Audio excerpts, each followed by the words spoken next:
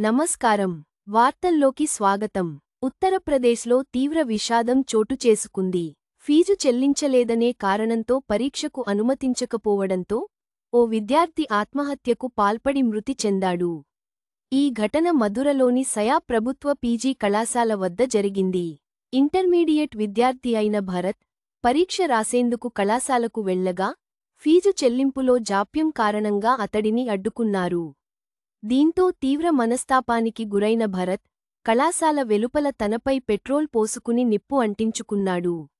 అక్కడున్నవారు వెంటనే అప్రమత్తమై మంటలు ఆర్పేసి తీవ్ర గాయాలతో అతడిని ఆసుపత్రికి తరలించారు.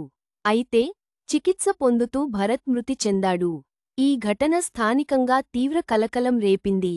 విద్యార్థి మృతికి కళాశాల యాజమాన్యమే కారణమని ఆరోపిస్తూ విద్యార్థి సంఘాలు, కుటుంబ సభ్యులు ఆందోళన చేపట్టారు. భరత్ కుటుంబానికి న్యాయం చేయాలని, బాధ్యులపై కఠిన చర్యలు తీసుకోవాలని డిమాండ్ చేస్తున్నారు. పోలీసులు కేసు నమోదు చేసి దర్యాప్తు చేపట్టారు.